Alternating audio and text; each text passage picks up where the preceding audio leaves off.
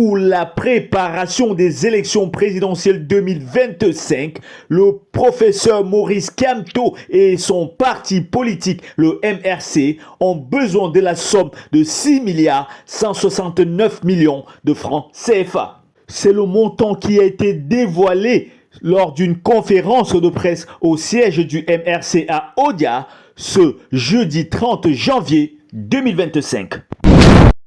Pour le professeur Maurice Kamto, il est question de collecter les fonds pour remporter la bataille finale conformément à la loi de 1990 qui encadre la liberté des Je vous associations. appelle donc tous à contribuer en toute sérénité afin d'être des acteurs de notre campagne victorieuse. Pour nous assurer une campagne victorieuse, justement, nous avons besoin d'un déploiement logistique à la mesure de notre objectif qui est la victoire. La collecte des fonds se fera sur le territoire national.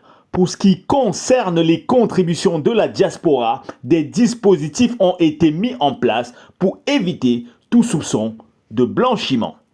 Pour leur propre mécanisme de levée des fonds là-bas, nous contrôlerons, nous vérifierons les sources des contributions pour nous assurer que ce sont des contributions qui sont conformes à nos lois avant effectivement d'entreprendre les procédures de rapatriement des fonds ici.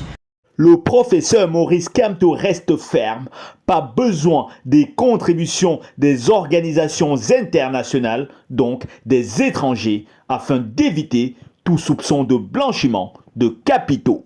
Le président du MRC est également revenu sur les différentes possibilités qui s'offraient à lui pour être candidat à l'élection présidentielle. Nous avons des élus, pourquoi? Parce que l'article 15, alinéa 4 de la Constitution dit que tout mandat impératif est nul. Donc je suis élu de tel parti A. Demain, je démissionne de ce parti. Je vais dans le parti B. Je ne vais pas dans le parti B en laissant mon mandat dans le parti A. Est-ce que vous me comprenez? Je pars avec mon mandat. Parce que le mandat n'est pas impératif. Quand on dit mandat impératif, ça veut dire que le parti, si le mandat était impératif, c'est que le parti peut te déchoir à tout mandat. Donc il détient le mandat, ça lui appartient.